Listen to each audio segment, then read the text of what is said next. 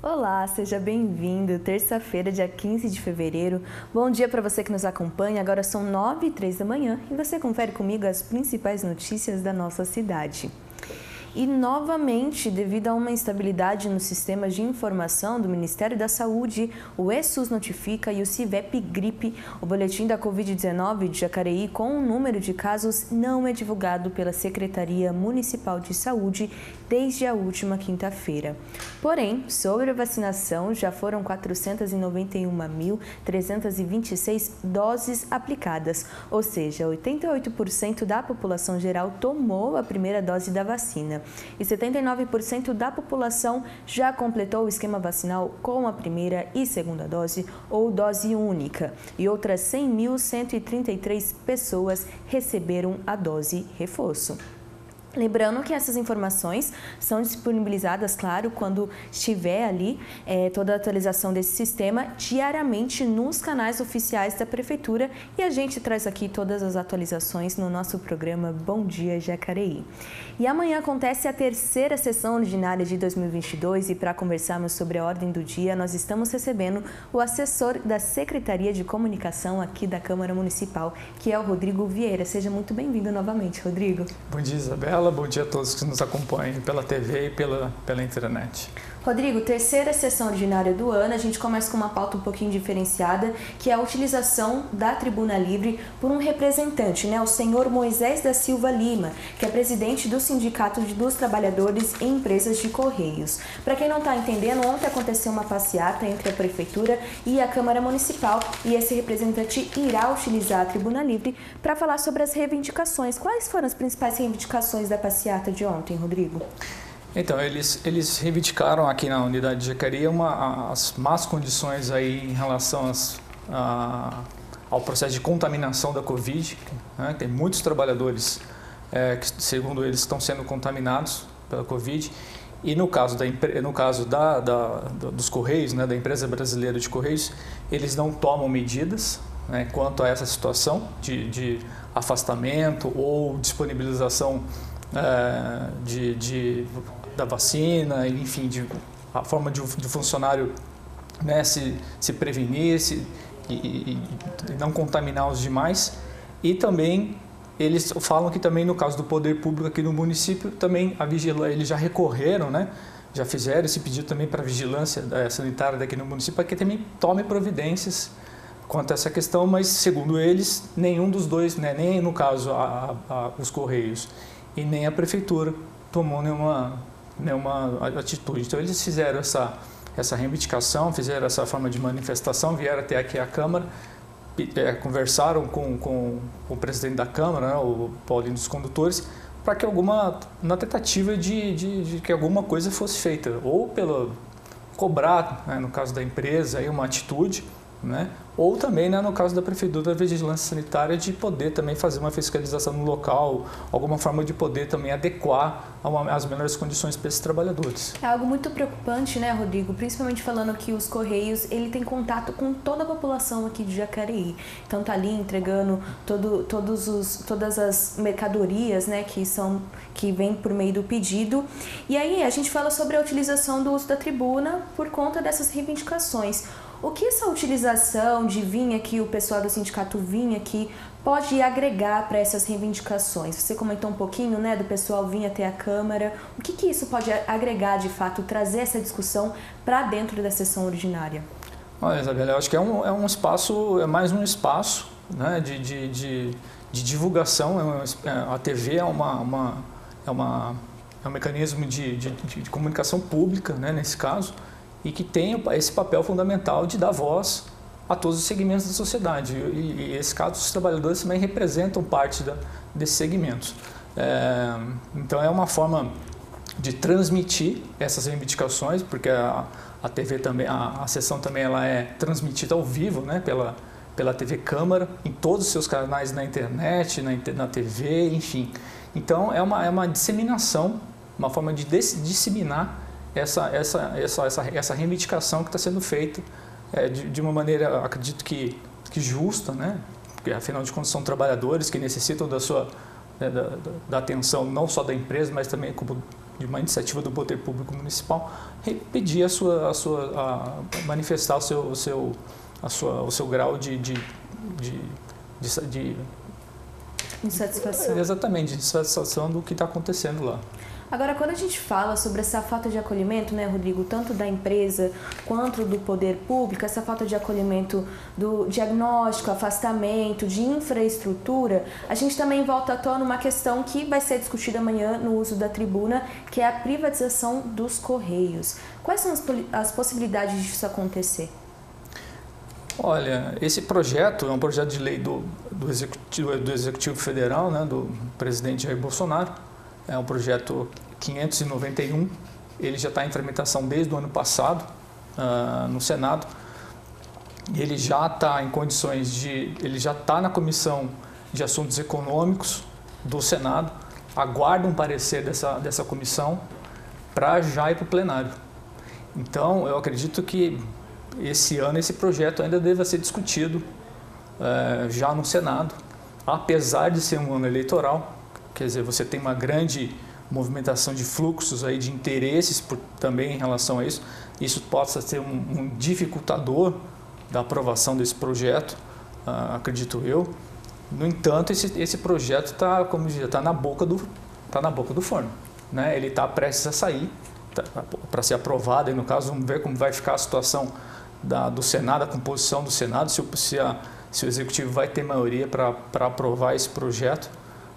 Como eu te disse, basta a aprovação da Comissão de Assuntos Econômicos do Senado para ele ir para o plenário. Eu acredito que vai ser difícil, vai ser uma votação apertada no Senado, até porque eu acho que o governo vai ter uma dificuldade maior de aprovar esse assunto no Senado do que na Câmara, que ele tem a maioria, ainda tem a maioria, mas é um assunto delicado, porque envolve privatização, concessão, e não dá para a gente se basear em achismo nesse caso aqui. Eu não posso achar nada em relação a isso. O que eu penso é que é um assunto delicado, né, como toda privatização é. Os Correios é uma das empresas mais antigas, uma empresa pública das mais antigas do Brasil. Em muitas áreas. Né? Exatamente. E inclusive tramita também no Supremo Tribunal Federal uma ação de inconstitucionalidade desse projeto. Então, vamos ver o que vai acontecer. Não faço a menor ideia se isso vai ser aprovado ou não. Mas o que fica interessante, né, é a gente observar o quanto uma lei federal, uma discussão federal, às vezes está tão mais perto do que a gente imagina, como, por exemplo, essa situação que aconteceu com a reivindicação. A gente já volta a conversar um pouquinho mais sobre isso. E agora você confere uma reportagem sobre esse assunto que a gente está falando. Como a gente comentou, os funcionários dos Correios de Jacareí entraram em greve na manhã de ontem, segunda-feira, dia 14, e fizeram uma passeata como forma de protesto até a Câmara Municipal e Prefeitura. A principal reivindicação é que sejam seguidos os protocolos contra a Covid-19 para a proteção dos trabalhadores. No início da semana, funcionários dos Correios fizeram uma passeata até a Câmara Municipal como forma de protesto pelas condições de trabalho durante a pandemia da Covid-19.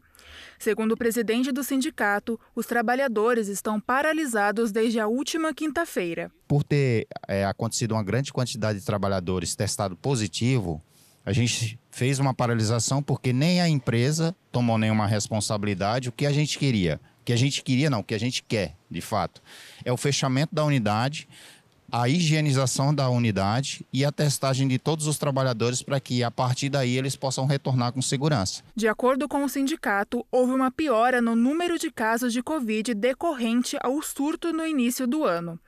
No Vale do Paraíba, mais de 60% dos funcionários foram infectados. Em Jacareí, esse número foi de 30%. Hoje nós temos mais de 50 trabalhadores na unidade de Jacareí, no CDD Jacareí, ali no centro. Então, assim, a empresa ela não tem responsabilidade nenhuma com seus trabalhadores. A gente está adoecendo dia a dia, já perdemos trabalhadores na nossa região do Vale do Paraíba, né? Perdemos familiares de trabalhadores e a gente não vê nenhuma atitude da empresa nem dos governos para que mude esse cenário, né? Que traga mais segurança para a gente. Uma denúncia das condições de trabalho foi feita junto à Vigilância Sanitária, mas até o fechamento dessa reportagem não foi respondida. A passeata é uma forma de mostrar o problema à população. Porque a gente está lutando pela nossa saúde, mas também a saúde da população, porque a gente pode transmitir para centenas de pessoas diariamente, né? E cobrar das autoridades municipais que tomem uma providência e que, de fato, cobrem que a vigilância sanitária vá até a unidade para fazer essa fiscalização, para proteger a vida dos trabalhadores e a vida da população. Além dos protestos relacionados à Covid-19, os funcionários trouxeram temas como a privatização e a precarização dos direitos trabalhistas. Que talvez muita gente não entenda a importância dos Correios, mas é a empresa que, querendo ou não, é aquela que está porta a porta na casa dos trabalhadores, na casa da população de um modo geral. Então, assim, essa é uma pauta que a gente tem tratado diariamente. E o que a gente está querendo aqui, justamente, é pedir o apoio dos vereadores, da população de um modo geral, para que nos ajudem nessa discussão, certo? Nós não queremos uma empresa privada, certo? Nós queremos a empresa pública. O presidente da Câmara Municipal, Paulinho dos Condutores, recebeu as reivindicações dos trabalhadores e vai cobrar dos órgãos competentes um posicionamento. A gente ficou de ver com a Prefeitura, a Vigilância Sanitária, o que a Prefeitura e a Vigilância Sanitária pode estar se fazendo em relação a essa fiscalização para que os trabalhadores do Correio não continuem sendo infectados dessa maneira. A gente está fazendo um requerimento, né, um pedido de informação à Vigilância Sanitária e também um requerimento, né, ao governo federal. E isso e tantas outras coisas que eles reclamam, né? A privatização do Correio, né, não tem mais concurso público. E hoje a gente vê que, na realidade, é um sucateamento que está acontecendo nessa categoria do Correio, né? Até o momento, os serviços dos Correios não têm a previsão para ser 100% reestabelecido e é aguardada a confirmação do uso da tribuna livre em sessão ordinária pelo presidente do sindicato. É isso aí, então, amanhã, na terceira sessão ordinária, como comentado aí, uso da tribuna livre dos representantes dos Correios para falar um pouquinho sobre essa reivindicação e a gente vai entender melhor quais serão as providências tomadas pelo poder público. E a gente volta a conversar com o Rodrigo Vieira, que é assessor de comunicação aqui da Câmara, sobre os projetos de lei, né? Agora, de fato, a gente vai falar sobre os projetos de lei que serão votados amanhã. Ao todo, a gente tem 4 projetos de lei. A gente começa com o do vereador Rogério Timóteo, do Republicanos, que fala sobre a obrigatoriedade de aulas presenciais de forma contínua a crianças e adolescentes deficientes ou diagnosticadas também do transtorno do espectro autista. Essa obrigatoriedade das aulas presenciais, tanto nas escolas privadas quanto nas públicas, né? Ô Rodrigo, quais foram as principais justificativas desse projeto de lei? Segundo o autor, ele quer, na verdade, fazer valer o estatuto da pessoa com deficiência, nesse caso específico, o transtorno do espectro autista. Ele quer, então, trazer uma educação inclusiva, né? Sem discriminação e com respeito às diferenças individuais. Essa é a intenção, esse é o objetivo do Rogério Timóteo na apresentação desse projeto. Como você falou, cabe às escolas, né, tanto as públicas quanto as privadas, promover ou fazer valer essas medidas para que essas pessoas alcancem, ele fala que os alunos, a possibilidade de alcançar o máximo de desenvolvimento possível de seus talentos e habilidades, tanto na parte física, quanto na parte motora, quanto na parte intelectual, em todos os níveis. Essas medidas vão ficar a cargo, como você acabou de falar, das próprias escolas, elas que vão ter que promover a acessibilidade, promover as condições necessárias para fazer valer esse projeto, caso seja aprovado. E quando a gente fala sobre inclusão, né, Rodrigo, não é só simplesmente colocar as crianças ali dentro, existe todo um preparo, tanto da infraestrutura quanto também dos professores, para também orientação dos alunos que estão ali em volta, né? Então esse projeto é importante, mas também traz todas essas reivindicações, essas orientações para acolhimento, né? É um tema interdisciplinar, né, Isabel? Você trata não só apenas a questão pedagógica, você inclui também uma questão psicológica, a questão terapêutica, né, de educação física, tem vários profissionais envolvidos aí por detrás de uma proposta como essa. Por isso é tão importante, você não só para colocar no papel, colocar uma lei dessa, fazer valer um estatuto que já existe, mas você proporcionar de fato que essas crianças tenham acessibilidade, proporcione mesmo um desenvolvimento social e individual muito além do que eles poderiam ter se não tivessem essas condições ofertadas. Agora, Rodrigo, caso esse projeto seja aprovado e vire lei, existem também providências se for descumprida essa lei. A lei das multas, ele passa a valer a partir das escolas, caso esse projeto seja aprovado, tem 90 dias para as escolas se adequarem, 90 dias após a publicação da lei. Quanto às multas, a primeira, no caso de uma ocorrência de descumprimento, a primeira ação é uma notificação. Então, no caso, o poder público vai lá e notifica aquela unidade escolar. Na segunda ação, na segunda vez, é uma multa que vai, elas podem variar, né? É uma advertência por escrito e uma multa que pode variar de R$ 2.168,70 a R$ 5.421. Então são variações aí relacionadas às reincidências. Quanto mais reincidência, maior vai aumentando o valor da multa. Perfeito, a gente já volta a conversar um pouquinho mais, ainda tem mais 3 projetos para a gente comentar. E a gente fala agora sobre a campanha de vacinação contra a Covid-19, que, claro, continua aqui na nossa cidade. Quem nos traz mais informações é o repórter João Lucas Batista, que está ao vivo com a gente lá no plenário. Bom dia, João. Quais são as informações, por favor? Bom dia, Isabela. Bom dia a todos que estão nos acompanhando. E a campanha de vacinação contra a Covid-19 segue avançando aqui em Jacareí. Pois bem, vamos ver agora quem pode se vacinar hoje, terça-feira, dia 15 de fevereiro. Com relação à primeira dose, quem ainda não se vacinou já pode ir até alguma unidade básica de saúde ou também alguma unidade municipal de saúde da família, pois as vacinas estão sendo oferecidas para a população acima dos 5 anos de idade.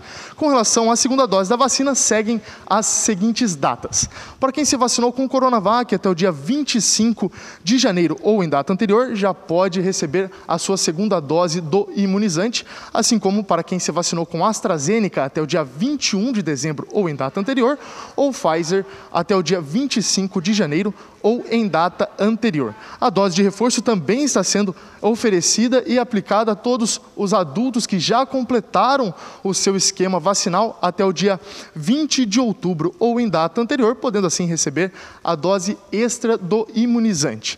Quem também pode receber essa dose de reforço são aqueles que se vacinaram com o imunizante da Janssen até o dia 15 de dezembro ou em data anterior. O atendimento acontece a partir da 1h da tarde, vai até às 5h da tarde, nas unidades municipais de saúde da família, assim como também nas unidades básicas de saúde. Porém, com relação ao atendimento na UBS Central, o horário é um pouco maior, é estendido, vai até às 7h da noite. E atenção, é importante salientar que as segundas doses dos imunizantes Coronavac e AstraZeneca, assim como também a dose de reforço da Janssen, está sendo oferecida exclusivamente na UBS Central.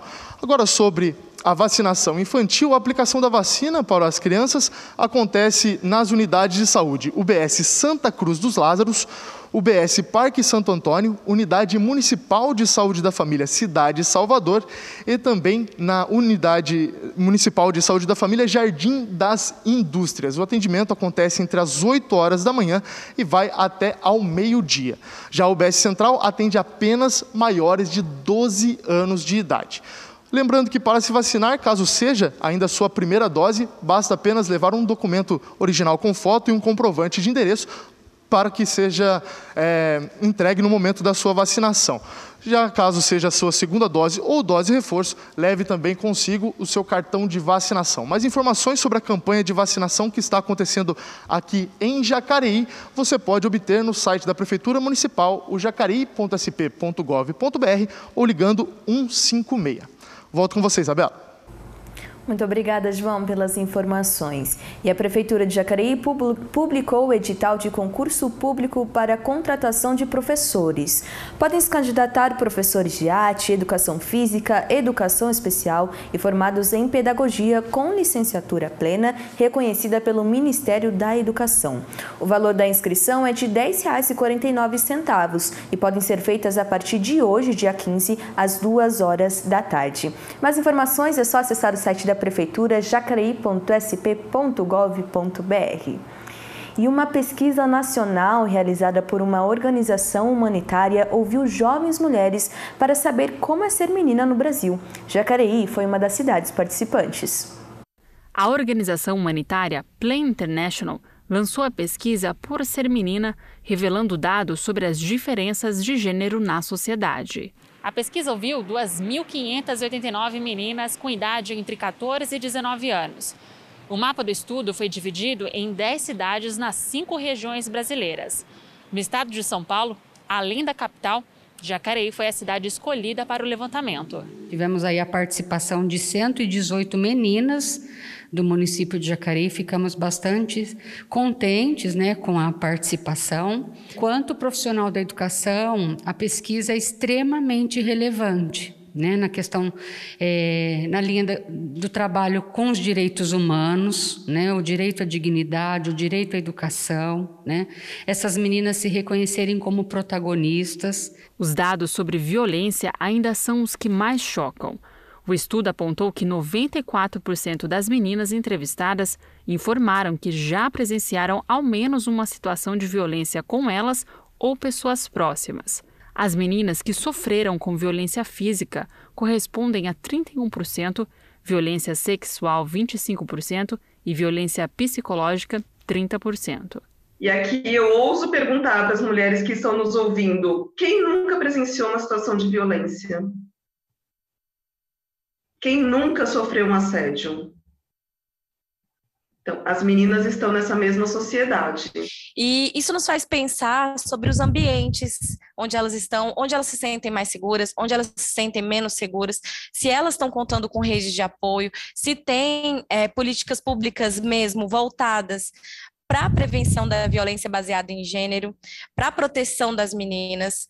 E a gente entende que esse é um problema complexo, A gente precisa envolver toda a sociedade, tem que estar comprometida para melhorar as condições de vida das meninas e protegê-las, para que elas não continuem expostas. O levantamento também mostra que os modelos sociais que existem ainda reforçam a desigualdade de gênero. Dentro de casa, mais de 67% das meninas que responderam à pesquisa são responsáveis pelos serviços domésticos. Jacareí foi o único município dentre todos os 10 participantes da pesquisa onde as meninas relatam, de forma unânime, ter uma divisão mais equilibrada de tarefas com os homens da casa. Essa característica de Jacareí é uma característica da região sudeste e um pouco da região sul, de que o trabalho doméstico está mais equilibrado por conta também desse fator de ter mais acesso à renda. Apesar dos desafios dentro da sociedade, a pesquisa revelou que quase 86% das participantes gostam de ser menina. Na edição anterior, em 2014, esse número era cerca de 76%. Porque a primeira pergunta do grupo focal é: o que é ser menina para você? E elas traziam atributos de força. Então, elas sabem que ser menina as coloca numa condição mais vulnerável em relação aos meninos, e elas enunciaram isso espontaneamente, só que junto elas trazem um atributo de força. No entanto, em contrapartida à harmonia entre elas e o próprio gênero, a pesquisa mostra que aproximadamente 65% das entrevistadas revelaram sentirem seus direitos desrespeitados pelo fato de serem mulheres. É esse ponto que elas trazem, elas sentem o desconforto, mas elas já se veem como agentes ativas de transformar essa realidade. As mulheres têm uma carga de serviço doméstico e cuidado a terceiros muito maior do que dos homens, é quase o dobro. Esse é um dado censitário do IBGE e elas já percebem isso e elas querem embora elas se espelhem muito nas mães, elas não querem viver a mesma vida do que as mães. Para as pesquisadoras, a solução levantada no estudo para a maioria dos desafios enfrentados pelas meninas é a criação de políticas públicas. É interessante, assim, que nessas políticas públicas a gente envolva as meninas, para que elas nos falem quais são as suas demandas, porque elas podem, e a pesquisa mostra isso, elas podem, elas estão com vontade de falar, estão com vontade de lutar pelos seus direitos. Embora a sociedade seja ainda a mesma, com padrões de gênero, né? Então, o que as meninas devem fazer, o que os meninos devem fazer, as meninas não são as mesmas. Então, seja por conta da incidência de organizações sociais, de movimentos sociais, que trazem essas meninas para um arcabouço de agente transformador, ou seja por conta do acesso à informação através da internet, essas meninas já vêm com uma outra potência. É isso aí, não esquecer, em caso de violência doméstica, violência contra a mulher, ligar no 180. E a gente volta a conversar com o Rodrigo Vieira, que é assessor de comunicação aqui da Câmara. A gente está conversando sobre a terceira sessão ordinária que irá acontecer amanhã aqui no plenário. Rodrigo, a gente tem também um projeto de lei de resolução da mesa diretora, que inclui o Paulinho dos Condutores, que é o presidente, e os secretários Rogério Timóteo e o Edgar Sasaki. Esse projeto de resolução ele dispõe sobre a estrutura administrativa aqui da Câmara. Então, vai falar um pouquinho sobre os cargos, sobre as funções e a hierarquia. Queria que você comentasse um pouquinho sobre essa mudança administrativa. Exatamente, Isabela. É um projeto da mesa e ele vai reestruturar tanto os cargos quanto as funções e os símbolos, né, dos cargos aqui da Câmara. Além disso, ele vai criar um cargo de controlador interno e ouvidoria. É um cargo novo que está sendo criado para a qualificação de ensino superior completo e a remuneração de cerca de R$ 6.800 e vai extinguir outros 3 cargos. Além disso, esse projeto vai haver uma incorporação do agente de segurança, assistente de serviços municipais e auxiliar de serviços de almoxerifado e COPA ao cargo de oficial de atividades do Legislativo. É um cargo que foi criado no concurso público agora. Então, essas 3 funções, 3 cargos serão incorporados ao oficial de atividades do Legislativo. Já outros 2 cargos, o redator de atas e o secretário legislativo, vai ser incorporado ao cargo de assistente técnico legislativo. Aliás, ao contrário, o assistente técnico legislativo e redator de atas vai ser incorporado ao cargo de secretário legislativo, que é o cargo também do concurso público. Além disso, outras questões importantes estão sendo colocadas nessa proposta. Uma delas é a avaliação de desempenho que anteriormente era feita somente durante o estágio probatório, ou seja, durante os 3 primeiros anos do servidor, quando ele iniciava a atividade, depois que passasse no concurso, ela vai ser estendida por todo o período, né, da atividade do servidor aqui no exercício da sua função. Isso e vai acontecer semestralmente essa avaliação. Outra questão é o assessor político, que são os cargos comissionados de livre nomeação e exoneração dos vereadores, que atualmente são 26, porque são 2 por gabinete. Eles vão ter um acréscimo aí de cerca de 27% nos seus vencimentos. Eles vão passar, atualmente eles recebem cerca de R$ 3.030. E caso esse projeto seja aprovado amanhã, eles vão passar a receber R$ 3.850,05. Tem outras questões também que fazem parte dessa proposta, que são a reestruturação de alguns outros vencimentos, mas são coisas mais do cotidiano da Câmara, que são 13 funções, são 13 cargos que vão ter alterações da remuneração. Um pouco para cima, um pouco para baixo, mas no caso não tem tanta interferência, não tem tanta relevância nessa questão. E basicamente é isso. É uma medida que já tinha sido proposta alguns anos atrás, mas é necessário porque o legislativo, enfim, como qualquer outro órgão público, ele necessita ser atualizado periodicamente de acordo com as suas próprias necessidades e as demandas também, né, da sociedade, e as demandas das demandas que o próprio trabalho exige, né? Então é um projeto que vem nesse sentido e eu acredito que vai ter uma boa discussão amanhã aqui na Câmara. São muitas mudanças que afetam diretamente o pessoal que está aqui na Câmara todo dia, né, Rodrigo? Com certeza vai ter bastante discussão. Exato, não só os servidores efetivos, também quantos, como eu próprio falei, os de indicação de livre nomeação dos vereadores, que são os cargos comissionados. Todos, no caso aqui, fazendo parte da estrutura administrativa do Legislativo. E a gente fica atento aqui à discussão, né, Rodrigo? A gente já vai voltar a conversar um pouquinho sobre outros projetos de lei que também serão votados amanhã. Nós vamos para um rápido intervalo e no próximo bloco você confere mais notícias sobre a cidade, informações sobre a volta às aulas e vai saber como participar de aulas de badminton. A gente volta daqui a pouco.